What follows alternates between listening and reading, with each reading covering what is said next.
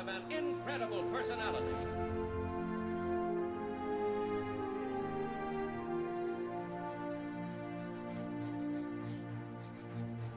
A being no larger than an ordinary man, but possessed of powers never before realized on Earth.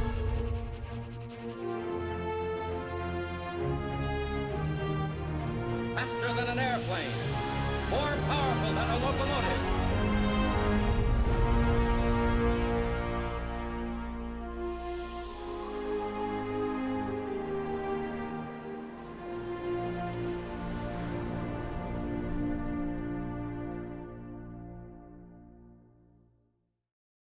Today we're wrapping up a series called Heroes, and if you're just joining us during the series, what we've been doing is we've been talking about what it looks like to be a hero. And I don't know what pops into your mind when you think of hero. Maybe you're like me and you think of all the comic book movies that have been released in the last 10 years. We've got Marvel, we've got DC, we've got Captain America and Iron Man. We've got those kind of heroes. Maybe for you, you think of more real-life heroes, real life, I guess, where people who are public servants who put themselves at risk in order to serve and help protect other people. But whatever you think of when you think of the idea of heroes, there's probably something we can all agree on as to what heroes do, and this is what heroes do. Heroes save the day. That's ultimately what it means to be heroic. It is to save the day. Now, the problem I've had listening to this series is that I don't think that's me. I don't think I've ever gotten to the end of the day and thought to myself, you know, Jason, you really saved the day today. Way to go. I mean, you probably don't wake up in the morning, look in the mirror and go, morning, hero, ready to save the day? I mean, you might. Don't tell us if you do, because we're going to think you're weird. But, I mean, the most heroic thing I can manage in the morning is to be relatively nice to my family members before I've had coffee. If I can get out the door and I was relatively nice before the coffee kicked in, that's about as heroic as I feel that I can get. So let me ask the question a little bit different way, because there's this disconnect. I don't relate to that. I don't resonate with that. So maybe this question will help. What was the last heroic thing you did? So let's say you and I could sit across the table from one another and have a coffee together. And if I asked you the question, what was the last heroic thing that you did? What story would you have to tell me?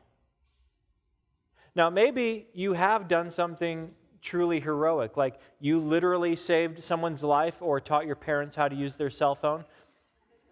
And so you have done something that achieves hero status. But again, I think about that question, and I don't know if I have an answer to that question. What have I done that's actually heroic? I don't know. I've never saved the day, because when I think of people who do heroic things, I think about people like Abraham Lincoln or Mother Teresa or Martin Luther King Jr. People who, through their courage and conviction, changed the course of history.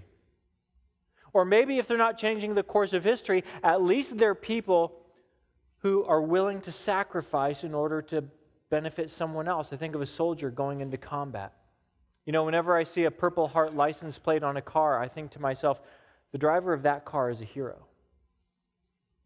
But maybe that has more to do with what it means to be a hero, because it's hard to think of heroic things we do, because we don't see ourselves changing that much in the world around us. But if we flip the question, maybe it'll help get to the root of what it means to be a hero. So let's ask the question this way. What was a heroic thing that someone did for you? Now, I would hope that if I gave you a few minutes to think about this question, hopefully you would have some way to answer that question. Maybe you would think of someone who invested in you, even though they had no obligation to do so. Maybe you would think of someone who came when you were stuck on the side of the road and they came out of their way to give you a ride. Maybe you think of a parent who took on an extra job in order to get you through school. Maybe for you it's a friend who stood at your side when every other friend walked away. Maybe it's someone who forgave you when you did not deserve to be forgiven. What's a heroic thing that someone did for you? If you break it down, if someone has ever done something heroic for you, there was something going on there, and what was going on is they were giving up something in order to serve you.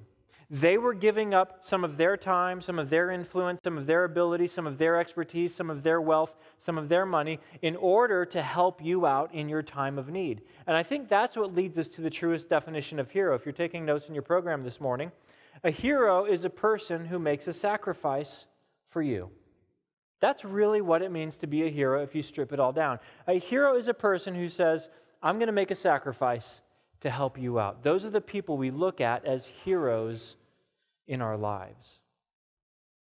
And if that's true, that a person who is a hero is someone who makes a sacrifice for you, what this means is that in our lives today, hero status is possible for you. To become a hero to someone else. And not only is it possible, but as we're going to see today as we open up the pages of the Bible and read something from the life of Jesus, achieving hero status is part of God's purpose for your life. Today we're going to open up to a book of the Bible that's called John. John was one of 4 men who wrote a biography of the life of Jesus that was included in our New Testament. He was one of Jesus' 12 disciples and very close to him. And today we come to a section of the story that John wrote about from the time right before Jesus was crucified. When we get to the upper room where Jesus spends several hours with his disciples, John slows the narrative way down. And he tells about what Jesus taught his disciples in these hours right before he was betrayed by Judas Iscariot. And one of the things that Jesus taught shows us what it looks like to truly become a hero in our world today. And in fact, what we're going to look at was so important to Jesus that for those of us who are Christians, and if you're not a Christian, if you never claimed to be a follower of Jesus, 2 things. One, welcome. We are so honored you're here today. Thank you so much for being here. You are always welcome here, even if you're not a Christian. And 2, what we're going to look at from the life of Jesus today, it is completely optional for you. If you don't claim to follow Jesus, we don't expect you to do what Jesus taught. However, if you look at this as advice and you try it out in your life, I guarantee you it will give you hero status in the life of other people. But for those of us who say, yeah, I follow Jesus, I trust in him for forgiveness, what Jesus tells us is his command on how the church is supposed to look and on how the church is supposed to operate. And if we as a church got this one thing right, it would absolutely change the way our community thinks of the church. So we're going to be in John chapter 12. Jesus is in an upper room with his disciples just a few hours before his betrayal. Here's what happens.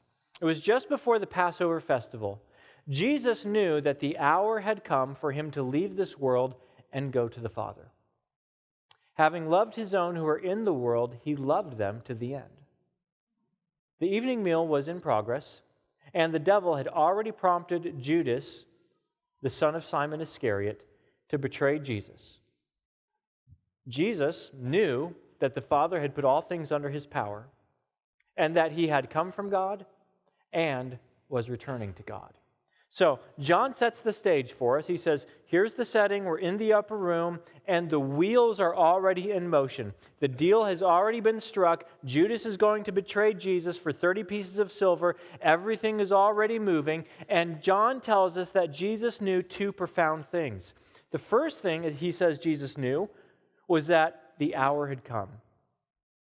It was time for him to leave this world and return to his Father in heaven. And the second thing that Jesus knew is in this slide right here. It said Jesus knew that the Father had put all things under his power. Now, when John tells us that twice, he's drawing our attention to this. He wants us to pay attention to this detail. And when he says he knew something, it doesn't mean like he didn't know it previously, and all of a sudden for the first time, it dawns on him, oh my goodness, I just realized I'm the Son of God and all things are under my power. I had no idea. What he's saying is, what happens next is rooted squarely in this truth. Jesus, at this moment, has a very keen awareness of his identity and his purpose and what is about to transpire. And it is out of this deep knowledge and truth, I am the Son of God, I am about to leave this world and return to the Father, and all things Because I'm the Son of God, all things are under my power. I am the sheriff.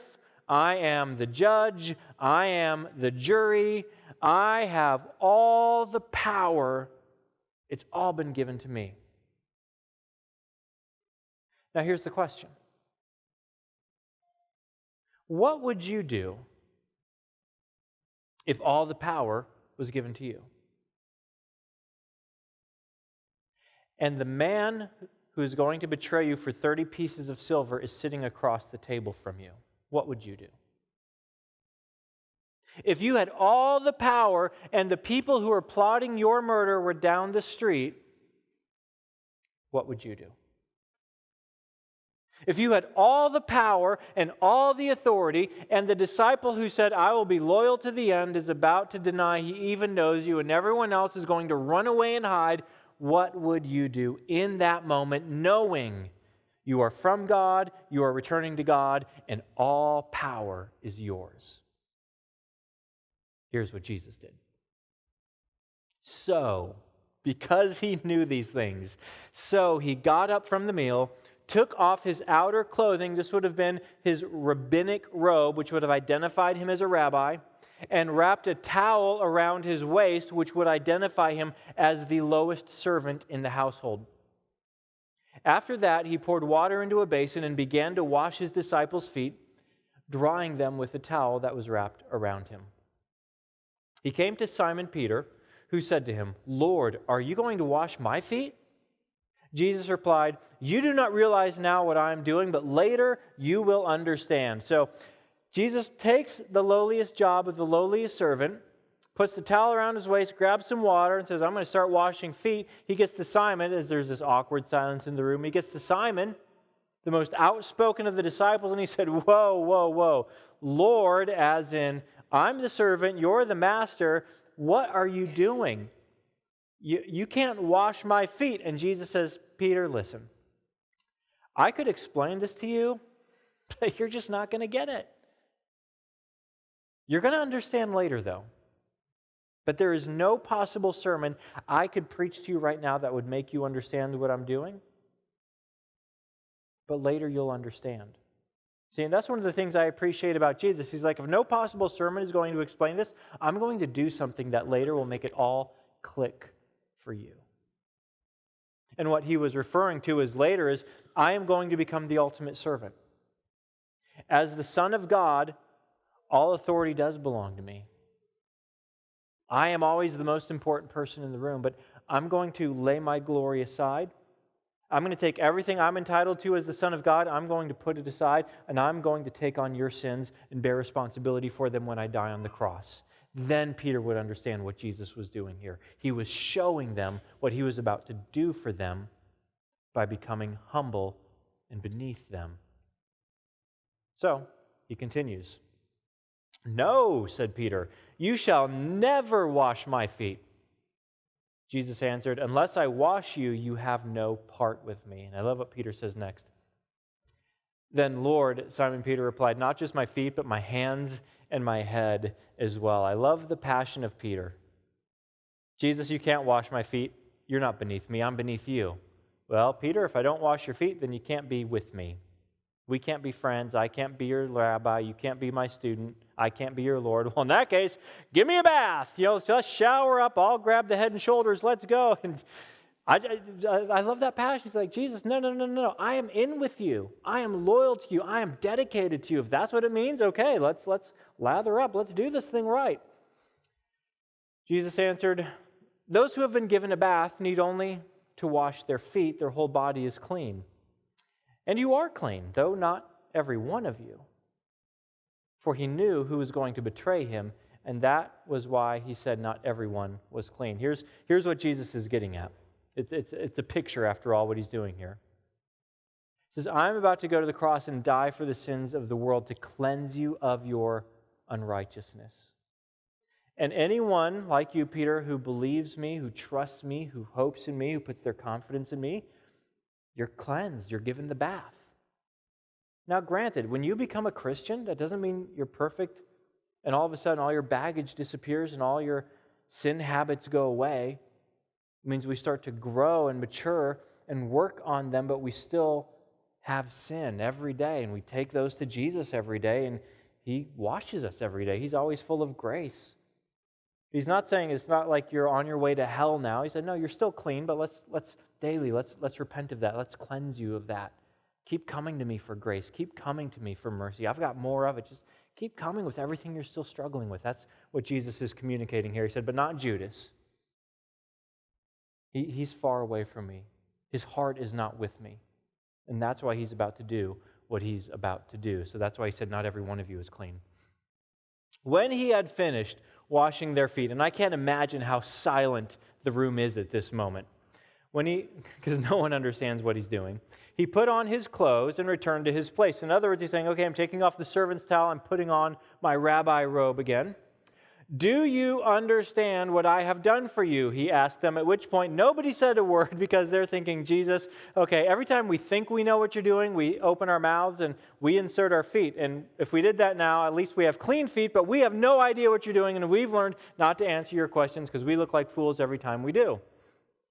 You call me teacher and Lord, and rightly so, for that is what I am.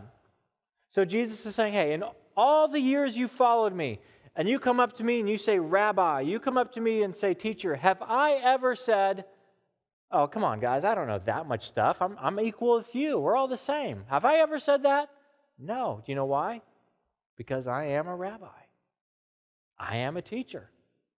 That's what I am. And in all the times you approach me and you call me Lord, you are saying, I'm a servant, you're my master, you're the Lord, you're in charge, I obey your orders. Have I ever once said to you, come on, guys, democracy here, we all get a vote, Knights of the Round Table, whole thing, come on, we're all the same. Have I ever said, no, don't call me that? Do you know why? That's what I am. I am Lord. That's who I am. I am the Son of God. It is right for you to call me Lord. It is right for you to call me teacher. That's who I am. I am the most important person in the room. Whatever room Jesus is in, He's the most important person in the room. That's what I am. Now that I, your Lord and teacher, that's who I am, I'm up there, have washed your feet, in other words, yes, I'm the most important person in the room, and what did I do with all my importance? I humbled myself to the lowest position to serve you as if you were the most important person in the room. I didn't take my position and lord it over you. I didn't take all my authority and all my power and demand what I'm entitled to. I took off my rabbi robe, I put on the servant's towel, and I served you in the most practical way possible.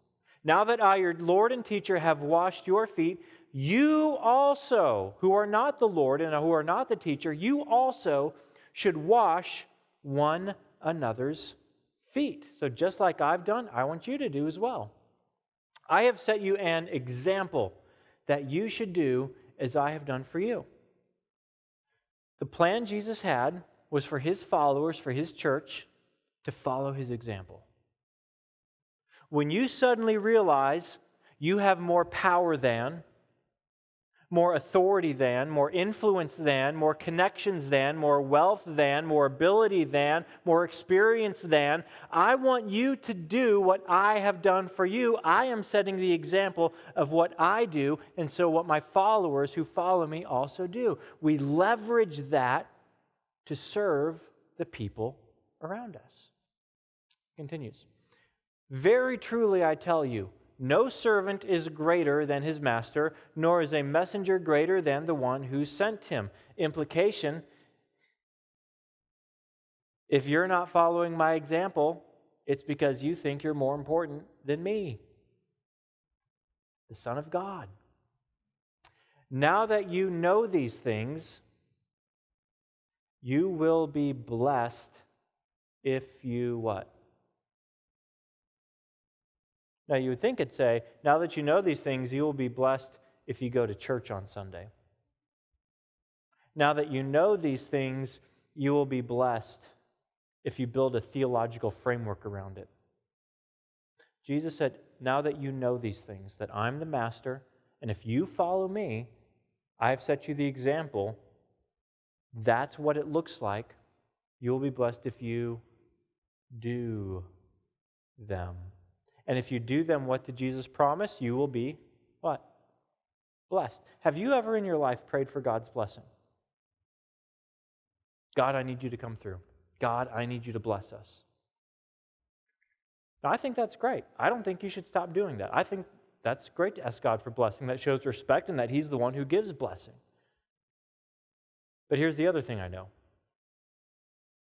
If you're praying for God's blessing, are you doing what Jesus said leads to His blessing? Now that I, your teacher and Lord, have done these things, now that you know this, you will be blessed if you do this. And in this example, and in this simple yet profound teaching, Jesus completely revolutionizes what it looks like to become heroic in everyday life. Here's how we sum up everything Jesus taught and showed us here.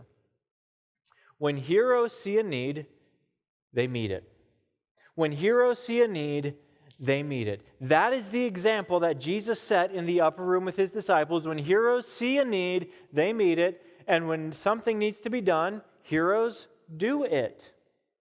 When heroes see a need, they meet it. And when something needs to be done, heroes do it. Because that's what Jesus did. He saw a need and He met it. And when something needed to be done, He did it. Even though He has all the authority, even though He's returning to God, even though He's large and in charge, when heroes see a need, they meet it. And when something needs to be done, heroes do it. And He sums it all up a few verses later in verse 34. A new command I give you, love one another. You know what command means? It's not a trick question. It means this is an order. If you follow me, if you are my disciple, this is not optional. This is part of the package. A new command I give you, love one another. As I have loved you, so you must love one another. By this, everyone will know that you are my disciples if you love one another. In that first century world, if someone wanted to know if you were a disciple of Zeus and a worshiper of Zeus, do you know how they could tell? You go to the temple of Zeus with your sacrifice. Oh, look, they worship Zeus. But Jesus said, if you're going to let the whole world know you're my disciples, it doesn't happen by going to church on Sunday. People will know you are my disciples if you love one another. Why does that show that we're Jesus' disciples? Because Jesus, the Son of God, is the Lord of love. He is the ultimate hero. Because when Jesus looked around the room He was in with the betrayer, with someone who would deny, with people who would abandon Him, He saw so much need. And when Jesus looked around into our broken world, He saw so much need. The need is that our sin separates us from a God who is holy and pure and perfect. And it is sin when we don't love one another. When we approach life thinking to ourselves, how can I squeeze value out of you and add that to my life, rather than going out into the world saying, hey, how can I take what I have to serve you and meet needs? That's sin. When we move out into the world with that orientation and posture of selfishness, and you for me, how can I squeeze this world to get more for me, rather than approaching it the way Jesus did, saying, me for you, how can I meet needs today? That's sin. That is contrary to God's design and purpose for our lives, and that sin is the very thing that separates us from God, and Jesus saw that need. And so He stepped into that gap, and He said, I am the only one who can meet this need, and so He lived without sin in your place.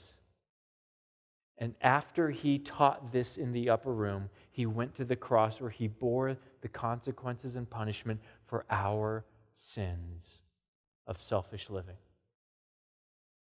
To give us forgiveness. To give us new life. To give us a new purpose that is so much bigger than my small little life, which might last for 80 years on this planet. And He gave us an eternal significance and purpose. And he says, a new command I give you, love one another just as I have loved you. Now, love is not a feeling. When Jesus talked about love, he never talked about a feeling. He was never describing an emotion. Here's what he was talking about. Here's what love is. Love meets needs. That's what love is. That's what it does. Love meets needs. Jesus, the Lord of love, says, if you're going to be my disciple, it means you love one another and you meet needs because that's what I've done for you. Love meets needs, or to make it more simple, love does. Love does. Because Jesus meets needs, and Jesus did for us. When heroes see a need, they meet it. And when something needs to be done, heroes do it. And Jesus did that in the most extreme and profound way possible. In fact, here's how powerful the story of the gospel is, that Jesus laid down his life on the cross to meet our ultimate need. Every single story of heroism that we read about in books or we read about in the news or even watch on the big screen, every story of a hero copies the template of the gospel and what Jesus did for us. We were in distress. We were overpowered by the evil tyrants of sin and death. And Jesus saw the need, and he stepped in, and at a cost of great personal sacrifice, defeated the enemies of sin and death, so that not only are we forgiven, but when he returns, we will rise to new life. And every heroic epic, every heroic story follows that template of a need, a hero, and a great sacrifice in order to save the day. In fact, something that's interesting about the Superman story that you might not know, have you ever wondered why when we talk about Superman we say he's faster than a locomotive and able to leap over buildings in a single bound? The dude can fly. Why are we talking about his ability to jump over a building? That doesn't even make any sense, because originally that was Superman. He could run faster than a train and he could jump over a building in a single bound. But as the years went by, his legend and myth and powers grew. I mean, they grew to the point where he became bulletproof and grew to the point where he could withstand nuclear blasts and he could fly, and then he could fly so fast he could fly around the world and start spinning it backwards in reverse time and shoot laser beams out of his eyes and freeze people into ice cubes with frosty breath, right?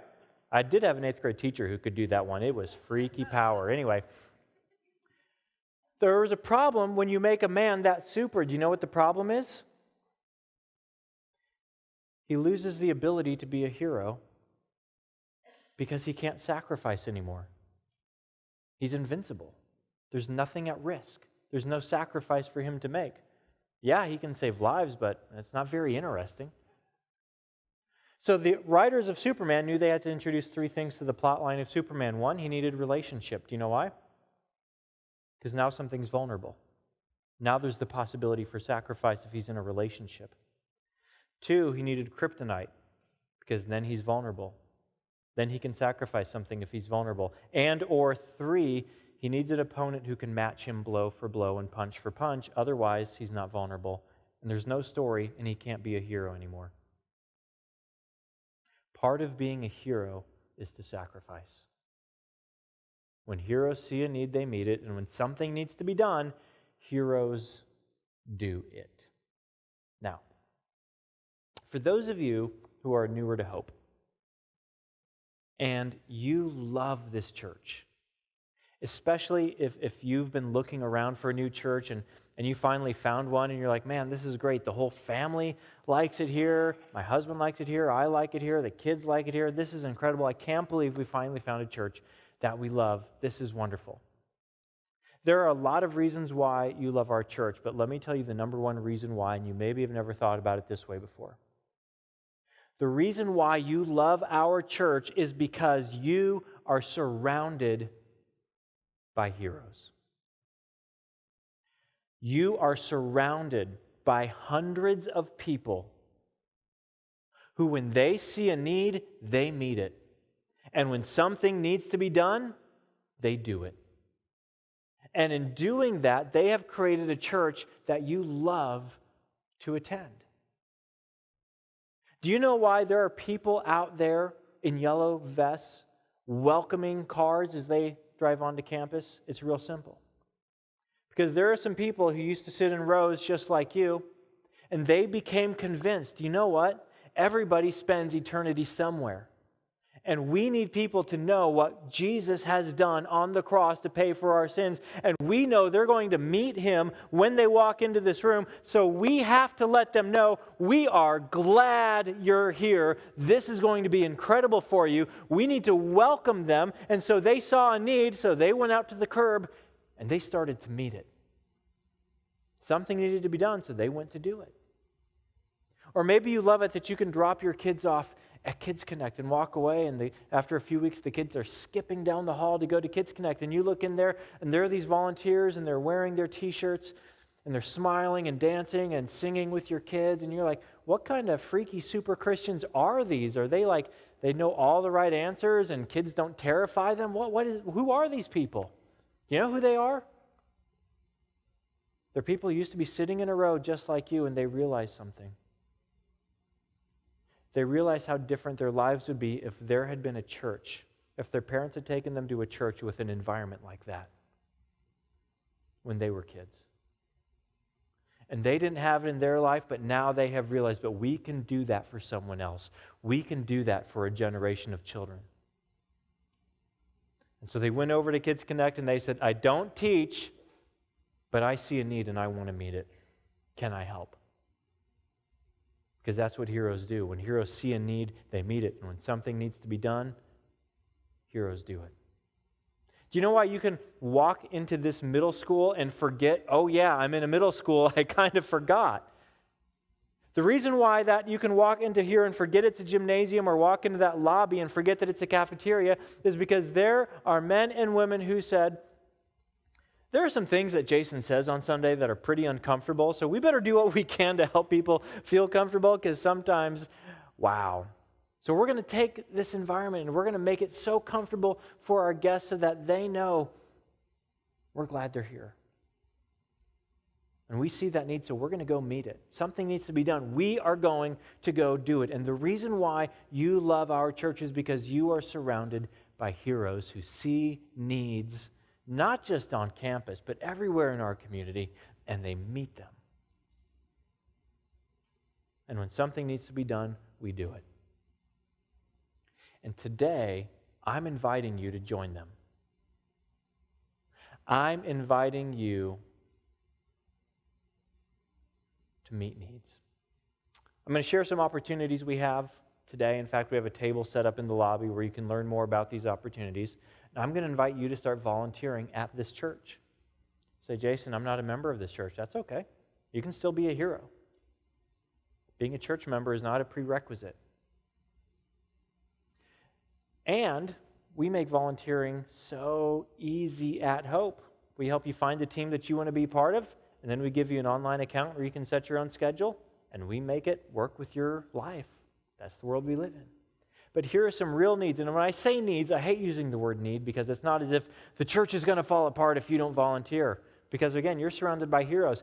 I want you to have the opportunity to be blessed. That's why I'm going to share these with you. You will be blessed if you do these things. So here are some opportunities for you to jump in and be blessed. So that parking team I mentioned, we need 2 people to say, yeah, I can stand out there in the heat and the cold, whatever. If that's what welcomes people in and sets their expectations, count on me. That's a need I can meet. On our AV setup and takedown team, so the big Jumbotron behind me, the Minitron here, that technical stuff, that takes a lot of cords and cables, and we have people who set it all up and tear it all down. So if you like it when things work, and if you like fixing things when they don't, you want to join this team, AV Setup and Takedown, because it's portable church. Gremlins come without any notice, and our technology can fail. Production. If you like lights, camera, action, if you like audio engineering, running lights, if you like to be the person who makes it look like I have a clicker in my hand because I point and something appears, ta-da, you should be in production. Go and get information in the lobby on that. Setup. These are the people that create this environment. and all the environments. These are the people who set up the signage, and you get all the chairs nice and orderly. So if you're a person who likes to mow their lawn so the stripes are all pointed in the right direction, you are going to love the setup team because you put all the chairs in a perfect row and everything's orderly and it's nice and very feng shui. If that's you, you're going to love the setup team and you're going to make a difference for people that way. Others of you, you just like to hustle and you like to tear down. This is the group that meets from 11:30 to 12:15. Bada bing, bada boom, get it packed up, and we are on our way. Also, if you have musicians or vocalists, we need yes number of musicians and vocalists. If you have that talent or ability, Nathan's always plugging in people to the band, wherever role or instrument that you play, we would love to get you plugged in there. Jeremy's retiring now that his identity is found out, so we do need one more Batman. This one might have been filled, though. There is a kid, no kidding, fifth grader came up to me after early service. How do I apply for Batman? So that one might be filled. Offering team. This is a brand new team that's going to help with offering and communion. That's why it's 21 people. Now, if you really want to transform some lives, if you really want to impact the trajectory of somebody's life, I'm going to give you a few Kids Connect opportunities. First, we're looking for 5 Kids Connect small group leaders. These are not teachers. Okay, you're like, I don't know how to teach. These are not teachers. These are adults who love kids and will play a game and do an activity with them in a small group that's somehow related to the lesson. It's all done for you. Here's the game you're playing. Here's the props you need. Here it all is. But this is a chance for you to have some very young eyes look up to you as a hero as you invest in their lives. Also in Kids Connect, we need some nursery helpers, and the next one, we need some Kids Connect preschool helpers. Nursery, that's for kids 1 and under. Preschool, that's for kids about age 2 and 3. Again, you're not teaching the lesson, you're just helping in that room to keep it orderly and impact those kids' lives. Also, we need one more person for Kids Connect security. This is the guy who sits outside Kids Connect and makes and scans your stickers. So if you look friendly but a little bit mean at the same time, this is a great role for you because we keep kids safe. Now, again, it's not as if our church is falling apart and if you don't help out, we can't have Kids Connect because, again, you're surrounded by heroes. We want you to be blessed. This is the path to blessing, and this is the path to become heroic because that's what heroes do. When they see a need, they meet it. And when something needs to be done, they do it. And when you do that, all people will know that you are Jesus' disciple because you're loving one another. So let's go back to that question from the beginning. What was the last heroic thing that you did? Some of you know because in your personal life you are in a season where you are sacrificing so much right now to bless someone else. Some of you aren't sure. You're honestly struggling with this one. My challenge to you today is take that step. If you see a need, you meet it. If something needs to be done, go do it. Let's pray. Jesus, thank you for meeting our greatest need. Because you were crucified on the cross, because you rose on Easter, you took care of our sin problem. You conquered death, and we will live forever in heaven with you because of what you have done. You are truly heroic. You saw our need and you met it. We worship you for that, and we'll enjoy doing that forever. And you've called us to follow you. Not just to believe in you, not just to trust in you, but to follow you. And forgive us when we've tried to make life all about us, when we've approached life with this selfishness. That's not who you are. And as your forgiven people, that's not who we are. Give us your spirit of love. Fill our hearts with that kind of compassionate, self-sacrificing love. Because this is going to bless us, and that's going to bless the world around us. We want our community to know that about this church, that we really are your disciples, because that turns heads today. So whatever excuses that are holding us back, Lord, help us to be honest. Are they legitimate, or are they just bad excuses for selfishness? I ask that this will continue to be a church that is filled with people I have so much respect for because they really are heroes. They see needs and meet them. For all of us, please help us to have courage to take the next right step in following you. We pray this for our good and for your glory, Jesus. Amen.